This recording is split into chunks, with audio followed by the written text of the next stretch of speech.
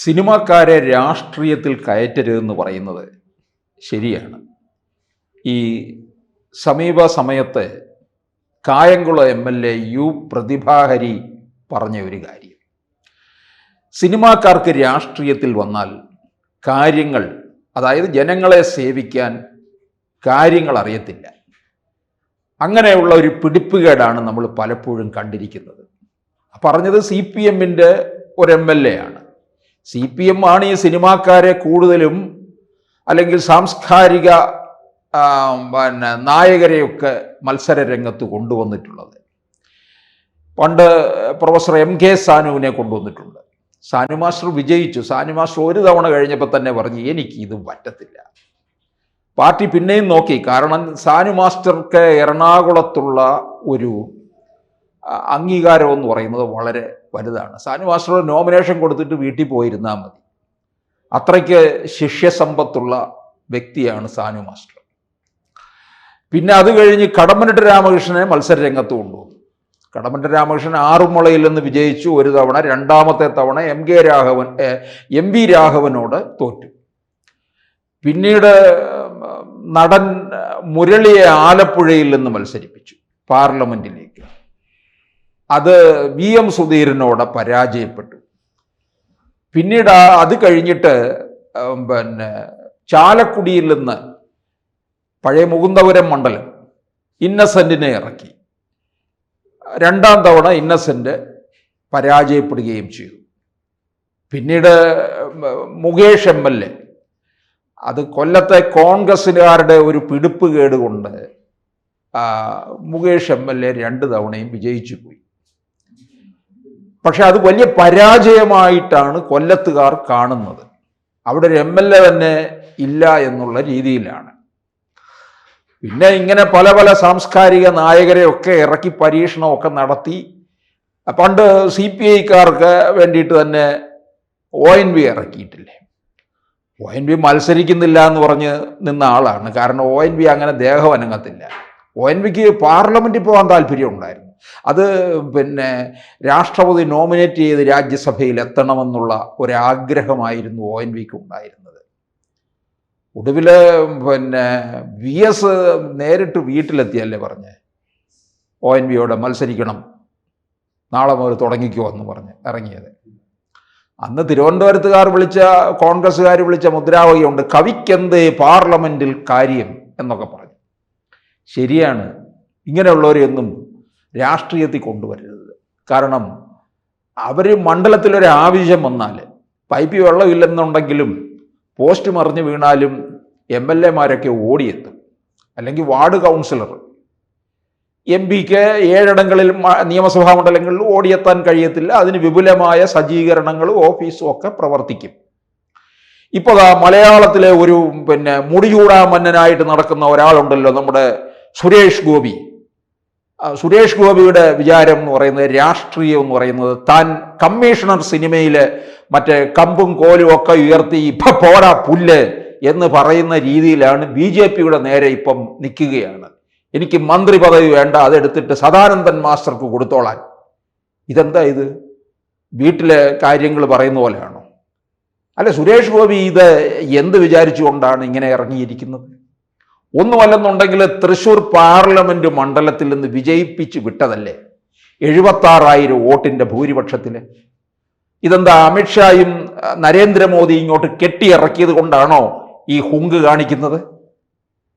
അമിത്ഷായും നരേന്ദ്രമോദി എന്ന് പറയുന്നത് അവരുടെ വ്യക്തിപരമായ തീരുമാനമല്ല, പാർട്ടി കേന്ദ്ര നേതൃത്വം എടുത്തത് കൊണ്ടാണ് അവിടെ മത്സരിപ്പിച്ചത്. അതിനു മുമ്പ് സുരേഷ് ഗോപി ഞാൻ തൃശ്ശൂർ അങ്ങ് എടുത്തു, തൃശ്ശൂർ എന്നെ അങ്ങ് എടുത്തു, ഇങ്ങനെയൊക്കെ പറഞ്ഞ് ഒരുതരം ആവശ്യമില്ലാത്ത കാര്യങ്ങളിലേക്ക് പോവുകയാണ് ചെയ്തത്. എന്നിട്ട് ഇപ്പൊ പറയുകയാണ് എനിക്ക് പകരം സദാനന്ദൻ മാസ്റ്റർ. ഇതെന്താണ്, പിള്ളേര് കളിയോ? അത്തരത്തിലുള്ള ഒരു രീതിയിലാണോ BJP രാജ്യം ഭരിക്കുന്നത്? സിനിമ അവിടെ നിന്ന് ജയിച്ചു കഴിഞ്ഞിട്ടും പിന്നെയും സിനിമ അഭിനയിക്കാൻ ഇറങ്ങിയല്ലോ. അമിത്ഷാ അല്ലേ അവിടെ പിടിച്ചിരുത്തിയത്? മര്യാദയ്ക്ക് ഇവിടെ നിന്നോണം, ആഴ്ചയിൽ 4 ദിവസം തലസ്ഥാനത്തുണ്ടാകണം, രാജ്യ തലസ്ഥാനത്തുണ്ടാകണം, ബാക്കി 3 ദിവസം സംസ്ഥാനത്ത് പോയിക്കോളാൻ പറഞ്ഞു. അങ്ങനെ ഇപ്പോൾ അനങ്ങാതെ നിൽക്കുകയാണ്. അതിനിടയ്ക്കാണ് സദാനന്ദൻ മാസ്റ്ററുടെ കണ്ണൂരിലെ MP ഓഫീസ് ഉദ്ഘാടനം ചെയ്യാൻ ചെന്നപ്പോൾ ഈ ഇത്തരത്തിലുള്ള വിടുവായുത്തരങ്ങളൊക്കെ അടിക്കുന്നത്. ആ MP ഓഫീസ് കേന്ദ്രമന്ത്രിയുടെ ഓഫീസായി മാറട്ടെ എന്ന് ആശംസിച്ചു. അതൊക്കെ നല്ലതാണ്, അങ്ങനെ ആകും. എന്നിട്ട് പറയുകയാണ് ഞാൻ മാറിക്കൊടുക്കാം. ഇതെന്താണ്? അങ്ങോട്ട് ഡൽഹി ചെന്ന് പറയുന്ന ഉടനെ ഞാൻ ഇനി നാളെ മുതലില്ല, എനിക്ക് വരെ സദാനന്ദം മാസ്റ്റർ മന്ത്രി ആയിക്കോളൂ. ഇതെന്താ ട്യൂട്ടോറിയൽ കോളേജോ? അവിടെ ചെന്ന് പ്രിൻസിപ്പളിനോട് പറയുക ഞാൻ നാളെ രാവിലെ ക്ലാസ്സിന് കാണത്തില്ല, ഈ സാറ് വരും എന്ന് പറയുന്ന പോലെയാണോ?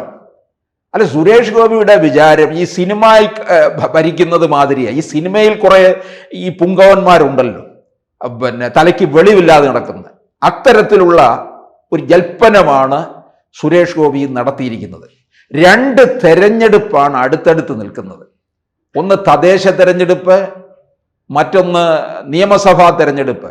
ഇവിടെ രാജീവ് ചന്ദ്രശേഖരന്റെ നേതൃത്വത്തിൽ തലകുത്തി നിൽക്കുകയാണ്. എങ്ങനെയെങ്കിലും നിയമസഭയിൽ 5 സീറ്റ് ഒപ്പിക്കണം, കേരളത്തിൽ കുറച്ച് പഞ്ചായത്ത് പിടിച്ചെടുക്കണം, ചില മുനിസിപ്പാലിറ്റി 10-11 മുനിസിപ്പാലിറ്റി പിടിച്ചെടുക്കണം, 2 കോർപ്പറേഷൻ പിടിച്ചെടുക്കണം.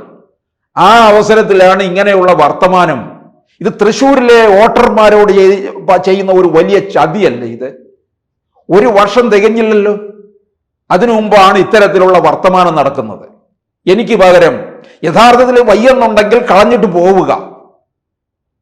ഇത് പാർട്ടിയിൽ പ്രവർത്തിച്ചു വരുന്നവർ ധാരാളമുണ്ട്. ഇത് സുരേഷ് ഗോപിയുടെ സ്വല്പം തലക്കനവും അഹങ്കാരവുമായിട്ട് നമുക്കിതിനെ കാണേണ്ടി വരും. കാരണം തനിക്കെന്തോ സിനിമ ഗ്ലാമർ ഉള്ളത് കൊണ്ടാണ് ഇവിടെ വോട്ട് ചെയ്തതും വിജയിപ്പിച്ചതുമെന്ന്. അതൊക്കെ അങ്ങ് തമിഴ്നാട്ടിലാണ്. സിനിമയുടെ ഗ്ലാമറിൽ കുറച്ച് ഫാൻസ് അസോസിയേഷനും വോട്ട് ചെയ്ത് കാണും, അല്ലാതെ സിനിമാക്കാരൻ എന്നുള്ള രീതിയിലൊന്നും അല്ല വോട്ട് ചെയ്തിട്ടുള്ളത്. അത് മനസ്സിലാക്കണം. അങ്ങനെയാണെന്നുണ്ടെങ്കിൽ സിനിമാക്കാരെല്ലാം ജയിച്ചു പോകേണ്ടത്. ഇന്നസെന്റ് 2ാം തവണ തോറ്റില്ലേ? എന്തുകൊണ്ട്? ഇന്നസെന്റ് ആ മണ്ഡലത്തിൽ ഒരു പുണ്ണാക്കം ചെയ്തിട്ടില്ല. ഇന്നസെന്റ് തന്നെ പറഞ്ഞല്ലേ, എനിക്ക് പാർലമെന്റിൽ പോയി ഒന്നും സംസാരിക്കാൻ പറ്റത്തില്ല, എനിക്ക് അറിയത്തില്ല എന്നൊക്കെ. ഭാഷ അറിയത്തില്ല. ഭാഷ അറിയേണ്ട കാര്യമൊന്നുമില്ല, എഴുന്നേറ്റ് നിന്ന് മലയാളത്തിൽ പറഞ്ഞാൽ മതി. അത് കേൾക്കേണ്ടവർക്ക് ഇംഗ്ലീഷിലും ഹിന്ദിയിലും ഒക്കെ കേൾക്കാനുള്ള സംവിധാനം ഇന്നുണ്ടായി കഴിഞ്ഞിട്ടുണ്ട്. ഇല്ലെങ്കിൽ നമ്മുടെ ഡബിൾ റഹീം പ്രസംഗിച്ച പോലെ അങ്ങ് പ്രസംഗിച്ചാൽ പോരെ, not only but also not only എന്നൊക്കെ പറഞ്ഞുകൊണ്ട്. അപ്പൊ അങ്ങനെയൊക്കെയുള്ള സൗകര്യമുണ്ട്. പണ്ട് തിരുവനന്തപുരത്തെ ചാൾസ് MP ആണെന്നുണ്ടെങ്കിൽ, വളരെ പണ്ട് കാലത്തെ, അന്ന് ഈ പ്രസംഗങ്ങളൊക്കെ മറ്റു ഭാഷകളിലേക്ക് പരിഭാഷപ്പെടുത്തി പോകുന്ന സംവിധാനമൊന്നും ഇല്ലാത്ത കാലത്ത് അദ്ദേഹം മുണ്ട് മുറുക്കി കൊടുക്കാൻ പോലും എഴുന്നേറ്റിട്ടില്ല പാർലമെന്റിൽ. അദ്ദേഹം മുണ്ട് കൊടുത്തുകൊണ്ടാണ് പോകുന്നത് പാർലമെന്റിൽ. ഇന്നസെന്റിന് പിന്നെ മുണ്ട് മുറുക്കി കൊടുക്കാൻ എഴുതേക്കണ്ടായിരുന്നു, അദ്ദേഹം പാൻസൊക്കെ ഇട്ടാണ് പോയത്. തിരുവനന്തപുരത്തിന്റെ കാര്യത്തിന് വേണ്ടിയിട്ട് ചാൾസ് ഒരു കാര്യത്തിനും വേണ്ടിയിട്ടും ഇറങ്ങിയിട്ടില്ല എന്നുള്ളതാണ്. അതൊക്കെ നമ്മൾ ഒരു MP എന്നുള്ള രീതിയിൽ കണ്ടു പഠിക്കേണ്ടത് സുരേഷ് ഗോപി ആയാലും ആരായാലും അത് കൊല്ലം MP NK പ്രേമചന്ദ്രനെയാണ്. അതാണ് MP. അതുകൊണ്ടാണ് നരേന്ദ്രമോദി നേരിട്ട് കാണാനായിട്ട് വിളിപ്പിച്ചതും ക്യാൻറ്റീനിൽ പോയിരുന്ന ചായയും പരിപ്പോടയൊക്കെ കഴിച്ചതും. അത് മനസ്സിലാക്കണം. അല്ലാതെ സുരേഷ് ഗോപിയുടെ ഈ വിടുവായുത്തരം കൊണ്ടാണ്. സുരേഷ് ഗോപി ഇല്ലെന്നുണ്ടെങ്കിൽ കേരളത്തിൽ BJPക്ക് സീറ്റ് കിട്ടില്ലയോ? തൃശ്ശൂരിൽ അവിടെ ആഞ്ഞു പ്രവർത്തിച്ചു അദ്ദേഹം. 5 വർഷം തോറ്റു കഴിഞ്ഞിട്ടും ആ മണ്ഡലത്തിൽ നിന്നു. അനുകൂലമായ നിരവധി സാഹചര്യങ്ങൾ ഉണ്ടായി, കരുവന്നൂർ പ്രശ്നങ്ങളും ഒക്കെ വന്നു. ക്രൈസ്തവ വോട്ടുകൾ മുഴുവൻ ഏകീകരിച്ചു കൊണ്ടുവരാനായിട്ട് കഴിച്ചു. അപ്പൊ ഇതിനോടൊപ്പം ചെയ്യേണ്ടത് തൃശ്ശൂർ പാർലമെന്റ് മണ്ഡലത്തിലെ 7 നിയമസഭാ മണ്ഡലങ്ങളിൽ ഒരിടത്ത് മാത്രമാണ് BJP 2ാം സ്ഥാനത്തേക്ക് പോയത്. അത് ഗുരുവായൂർ മണ്ഡലത്തിലാണ്. അവിടെ മുസ്ലിം ആധിപത്യമുള്ള ഇടമാണ്. ബാക്കി 6 നിയമസഭാ മണ്ഡലങ്ങളിൽ ഒരു 3 എണ്ണമെങ്കിലും നിയമസഭയിൽ എത്തിച്ചു കൊടുക്കാൻ ബാധ്യസ്ഥനാണ് സുരേഷ് ഗോപി. അതിനിടയ്ക്കാണ് ഇത്തരത്തിലുള്ള വർത്തമാനം പറയുന്നത്. ഇത്തരത്തിലുള്ള വർത്തമാനം പറയുമ്പോൾ ഇത് സംസ്ഥാന നേതൃത്വം ഇത് മുഖവിലേക്ക് എടുത്തുകൊണ്ട് തന്നെ ഇത് കേന്ദ്രത്തെ ധരിപ്പിക്കണം. ഇങ്ങനെയല്ല പറയേണ്ടത്. ഇത് ഒരു ഉത്തരവാദിത്തപ്പെട്ട ആളാണ്. MP മാത്രമല്ല, ഒരു കേന്ദ്ര സഹമന്ത്രി കൂടിയാണ്. ഈ കേന്ദ്ര BJP ഈ ഒരു സീറ്റ് കിട്ടിയിട്ട് പോലും ഒരു കേന്ദ്ര സഹമന്ത്രി സ്ഥാനം കൊടുത്തത് സുരേഷ് ഗോപിയുടെ മിടുക്ക് കണ്ടിട്ടൊന്നുമല്ല. കേരളത്തിൽ ഇനിയും BJPക്ക് വേരോടണം എന്നുള്ള നീക്കമാണ് അമിത്ഷാ നടത്തിയത്. അതിൻ്റെ ഭാഗമായിട്ടാണ് സഹമന്ത്രി സ്ഥാനം തന്നത്. അല്ലാതെ സുരേഷ് ഗോപിയുടെ കൊമ്പ് കണ്ടിട്ടൊന്നുമല്ല. അത് മനസ്സിലാക്കണം. സുരേഷ് ഗോപി എന്താ ഈ ഒരുമാതിരി സിനിമയിലെ മറ്റു പുങ്കവന്മാർ കാണിക്കുന്നത് പോലെ അടൂർ ഗോപാൽ കൃഷ്ണനെ വിമർശിച്ച ഒരു സിനിമ നടനെന്ന് പറയുന്നുണ്ട്. ഒരു വിഗ്ഗോ ഒക്കെ വെച്ച് ഗോഷ്ഠിയും കാണിച്ച് കിടക്കുന്ന സന്തോഷ് അല്ല ബൈജു, അടൂർ ഗോപാലകൃഷ്ണന്റെ ദേഹത്ത് ഓടാൻ യോഗ്യതയില്ലാത്ത ഒരാളെ വിമർശിച്ചിരിക്കുന്ന അടൂരിന്റെ ഒരു സിനിമ പോലും കണ്ടിട്ടില്ലാത്ത, അടൂരിന്റെ എന്ന് പറയുന്ന ഫിലിം മേക്കറുടെ അടുത്ത് നിൽക്കാൻ യോഗ്യതയില്ലാത്ത ബൈജു. ആ ബൈജുവിനെ പോലെയാണ് യഥാർത്ഥത്തിൽ ഇപ്പോൾ സുരേഷ് ഗോപി തരം താണിരിക്കുന്നത്. ഏതായാലും ഇത് കേരളത്തിൽ വളരാൻ നിൽക്കുന്ന BJPക്ക് സുരേഷ് ഗോപി മാരകമായ വിപത്താണ് ഉണ്ടാക്കി വച്ചിരിക്കുന്നത്.